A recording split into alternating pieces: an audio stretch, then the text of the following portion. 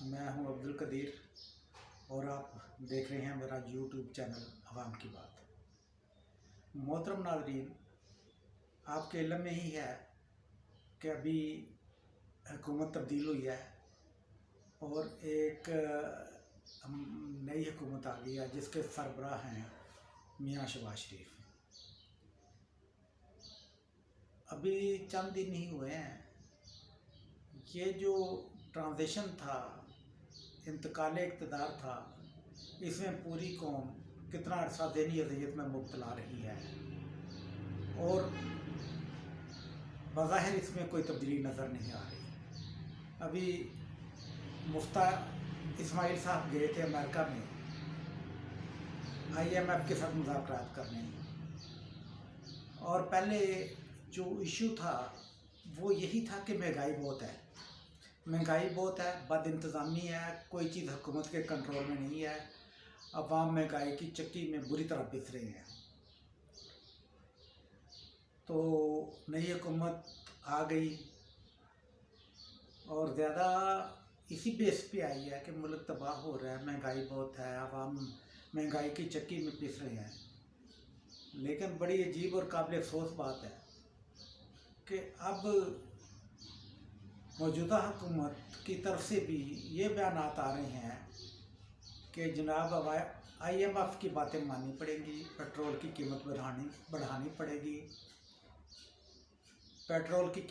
बढ़ानी पड़ेगी, बिजली और गैस की कीमत बढ़ानी पड़ेगी।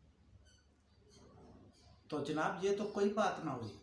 क्या आपने पूरी कौम को कई महीने सिर्फ ये बात बताने के लिए ज़हनी अज़ियत में मुब्तला कर रखा था कि जनाब ये कीमतें तो बढ़ानी पड़ेगी? तो जनाब फिर आप किस मर्द की दुआ है? जब पहली हुकूमत आई थी तो उसका सारा अरसा इसी बात में गुजर गया कि पिछली हुकूमत ने मुल्क कौम को तबाह कर दिया है, कर्जे लिए हैं, खा गए हैं, लूट लिया है, सारा कुछ कर लिया है।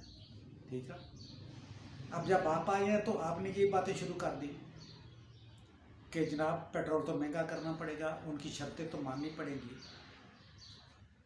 लेकिन मेरे मोहतरम, ये बताएं मुझे कि अवाम का इसमें क्या कसूर है कि वो इस कदर महंगा पेट्रोल ख़रीदें, गैस महंगी, बिजली महंगी, ये अजाब ये कहाँ तक भुगतेंगे वो? तो मुझे ये बताएं, आप किस लिए आए हैं? फिर आप किस मर्द की दुआ है कि सिर्फ अवाम को इतनी बात बतानी होती है आपने कि पेट्रोल महंगा करना पड़ेगा, गैस महंगी करनी पड़ेगी, बिजली महंगी करनी पड़ेगी? तो जनाब ये कोई बात नहीं, ये कोई बात नहीं है। सिर्फ इतनी सी बात बताने के लिए ये बातें तो वो भी बता रहे थे, पहले वाले भी, और जब वो पहले वाले आए थे तो वो आपके बारे में ये बातें कर रहे थे। अब आप आ गए हैं तो आपने उनके बारे में ये बातें शुरू कर दी हैं। तो मोहतरम वज़ीर-ए-आज़म साहब, हुकूमत किसी भी पार्टी की हो, लेकिन एक बात जो है वो समझ में आती है कि अगर बुनियादी ज़रूरियात, तवन्नाई के जो सोर्सेज हैं, बिजली है, गैस है, पेट्रोल है, अगर ये चीज़ें जो हैं हुकूमत ख़ुद महंगी कर देती है तो जनाब ये महंगाई क़यामत तक भी ख़त्म नहीं हो सकती। इस महंगाई को किसी का बाप भी ख़त्म नहीं कर सकता। जब आप किसी को कहेंगे, किसी के पास जाएंगे, आपकी इंतज़ामिया जाती है, वो दुकानदार को और ग्राम फरोशों को ये कहती है कि आप ये चीज़ इतने की ना बेचो, इतने की बेचो, तो वो 2 मिनट लगा के आपको उसकी अपनी चीज़ का कास्ट एनालिसिस करके बता देंगे। क्या बताएंगे कि जनाब ये तो चीज़ हमें इतने की पड़ती है तो हम इस कीमत पे कैसे बेच सकती हैं? और बात आखिर में जो चली जाएगी वो गैस, बिजली और पेट्रोल पे चली जाएगी। जनाब ये देखें ना, इस कदर महंगी ये चीज़ लेके अब हम आवाम के लिए किस तरह सस्ती दे सकती हैं? वो शायद खुर्दोनोश हों, वो लिबास हो, वो मकान हो, या कुछ और चीज़ें हों।